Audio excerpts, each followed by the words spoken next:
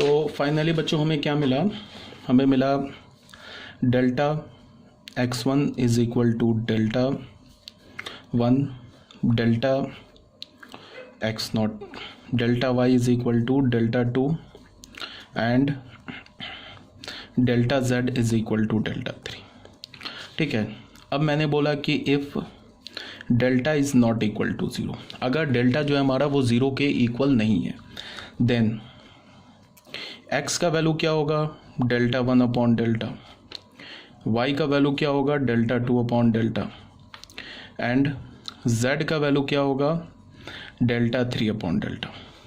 तो x, y और z का हमें क्या मिला, यूनिक सॉल्यूशन मिला, एक सिंगल वैल्यू मिला। तो हम क्या बोलेंगे, केस 1 में क्या बोलेंगे, if delta is not equal to zero, if delta is not equal to zero, then system of equation 1, 2 and 3 are consistent and have unique solution.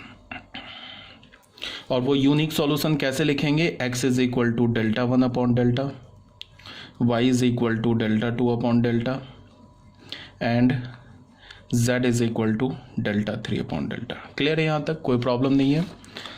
तो ये जो है पेज नंबर 140, इसमें यही बात यहाँ पे लिखी हुई है। आपको देखो ऐसे जो जैसे मैंने बताया कोफैक्टर से मल्टीप्लाई करके हमने मैट्रिक्स निकाला। यहाँ पे केस 1 में क्या बोला जा रहा है, if delta is not equal to zero, तो क्या हमें मिलेगा, यूनिक सॉल्यूशन मिलेगा, कंसिस्टेंट मिलेगा।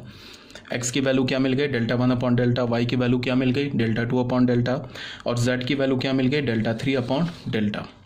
अब बच्चों आ जाओ केस 2 में।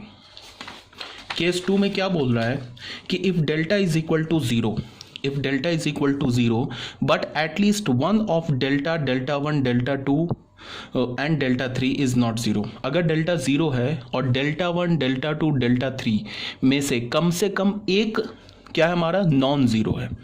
डेल्टा 0 है और डेल्टा 1, डेल्टा 2, डेल्टा 3 में से कम एक नॉन ज़ीरो है, तो 100% सिस्टम ऑफ इक्वेशन इनकंसिस्टेंट होगा एंड हैव नो सॉल्यूशन होगा। क्यों, वो बताया जा रहा है।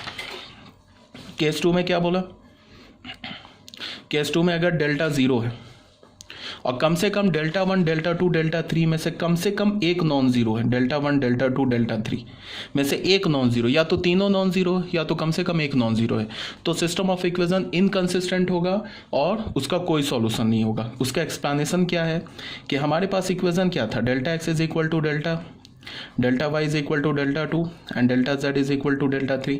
अब तुम बताओ, अगर मैंने बोल दिया if delta is equal to 0, अगर डेल्टा 0 बोल दिया तो ये जो तीन इक्वेशंस बनाए इसमें सबका लेफ्ट हैंड साइड 0 हो जाएगा।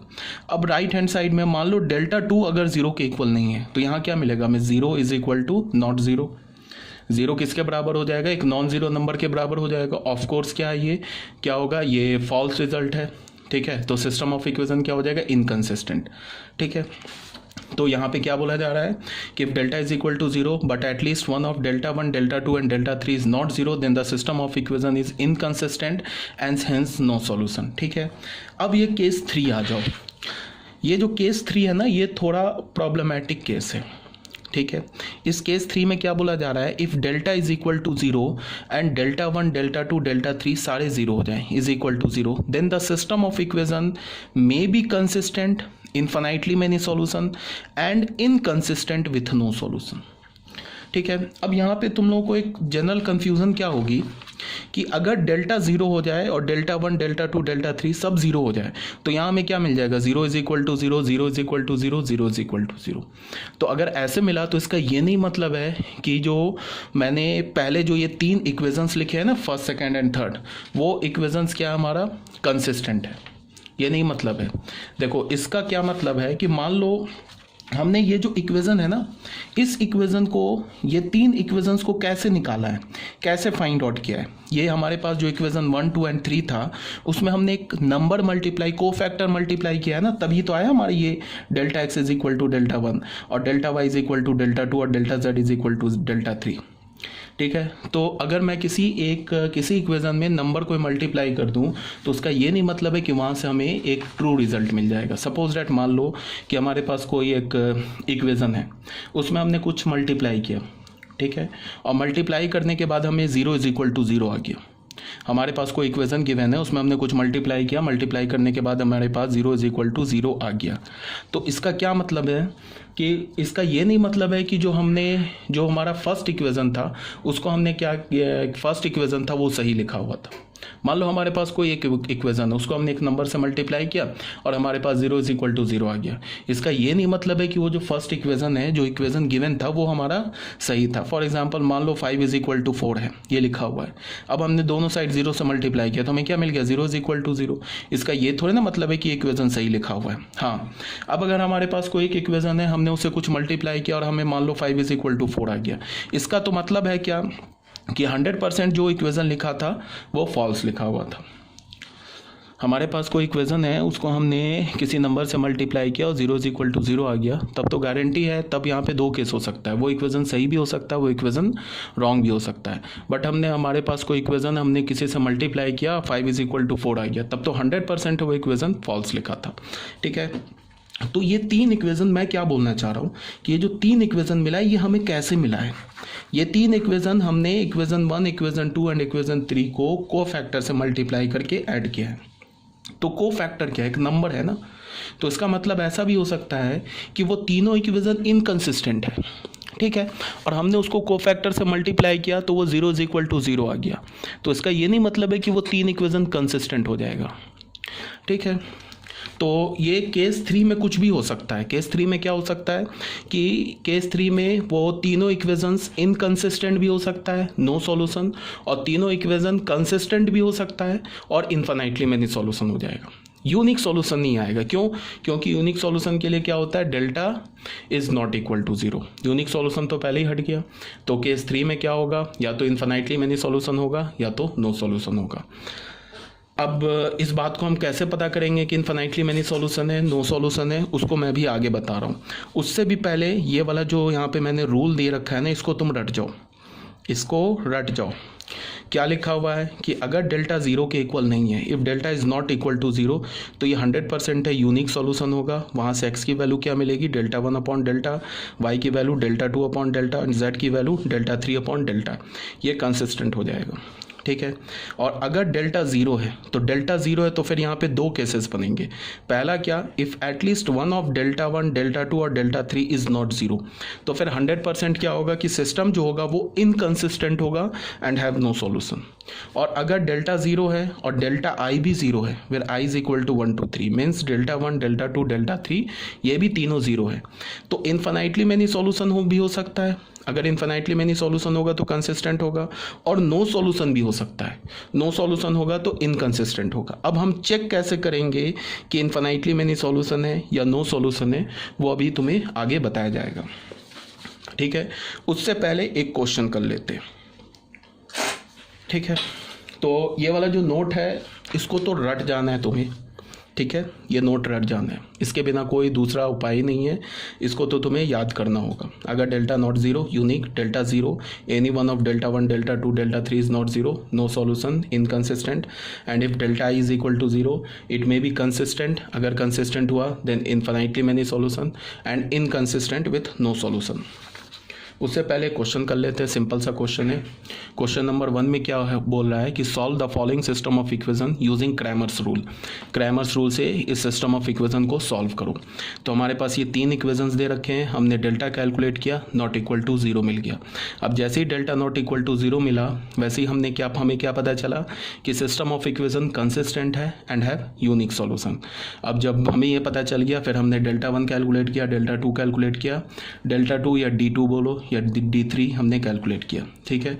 और क्रैमर्स रूल से क्या कर दिया, x का वैल्यू क्या हो गया, D1/D या डेल्टा 1/D, y का वैल्यू क्या मिल गया, D2/D, एंड z का वैल्यू क्या मिल गया, D3/D। तो इसमें कुछ ऐसा एक्सप्लेन करने वाली बात नहीं है, कैलकुलेशन है, ये आप खुद ही कर लोगे, ठीक है।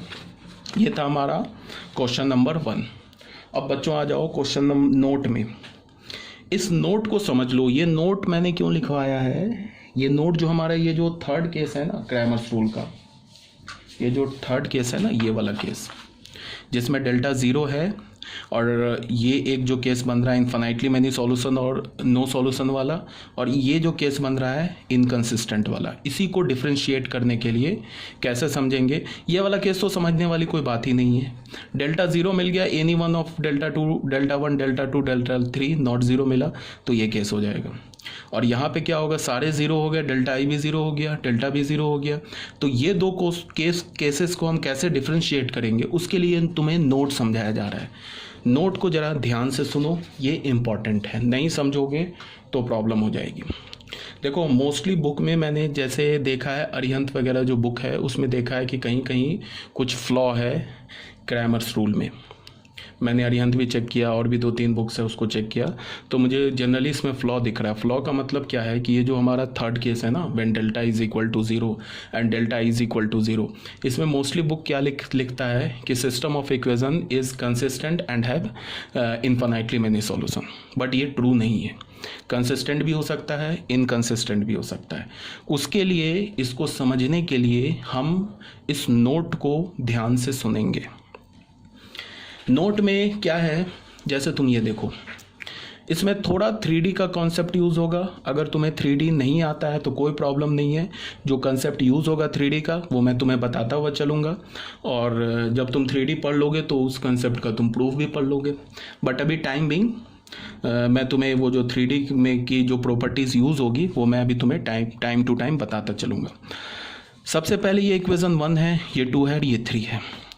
इक्वेशन 1 को देखो क्या है, इसमें 3 वेरिएबल्स हैं एंड 3 वेरिएबल्स है, एक्स वाई जेड, यहाँ 3 वेरिएबल्स है, यहाँ भी 3 वेरिएबल्स है, यहाँ भी 3 वेरिएबल्स है। तो जैसा मैंने क्या बोला कि अगर 2 वेरिएबल है, लीनियर इक्वेशन इन 2 वेरिएबल्स किसे रिप्रेजेंट करता है, एक स्ट्रेट लाइन को रिप्रेजेंट करता है, ठीक है। On the same line linear equation in 3 variables represent a plane, वो किसे रिप्रेजेंट करेगा, प्लेन को रिप्रेजेंट करेगा। 2 वेरिएबल में लीनियर इक्वेशन एक स्ट्रेट लाइन को, एक वेरिएबल में लीनियर इक्वेशन एक पॉइंट को, एक 3 वेरिएबल में लीनियर इक्वेशन एक प्लेन को। तो ये एक्चुअल ये फर्स्ट इक्वेशन क्या लिखा हुआ है, ये एक प्लेन लिखा हुआ है जिसको मैंने P1 से रिप्रेजेंट किया। ये P2 क्या लिखा है, ये भी एक दूसरा प्लेन लिखा हुआ है जिसको मैंने P2 से रिप्रेजेंट किया। ये P3 क्या है, ये भी एक तीसरा प्लेन है जिसको मैंने P3 से रिप्रेजेंट किया। अब हमने ये डेल्टा कैलकुलेट किया है, डेल्टा 1, डेल्टा 2, डेल्टा 3। डेल्टा कैसे कैलकुलेट करते हैं, ये डेल्टा के में जो ये नंबर्स लिखा हुआ है ये एक्स वाई जेड का कोफिशिएंट है। डेल्टा 1 कैसे हमने निकाला, ये डेल्टा के फर्स्ट कॉलम को ये कांस्टेंट टर्म से रिप्लेस कर दिया तो हमें डेल्टा 1 मिल गया। डेल्टा 2 कैसे निकाला, डेल्टा के सेकंड कॉलम को हमने कांस्टेंट टर्म से रिप्लेस कर दिया तो हमें डेल्टा 2 मिल गया। अब ये डेल्टा 3 कैसे निकाला, डेल्टा के थर्ड कॉलम को हमने कांस्टेंट टर्म से रिप्लेस कर दिया तो हमें डेल्टा 3 मिल गया। ठीक है, यहाँ तक तो क्लियर होगा, कोई प्रॉब्लम नहीं होगी समझने में।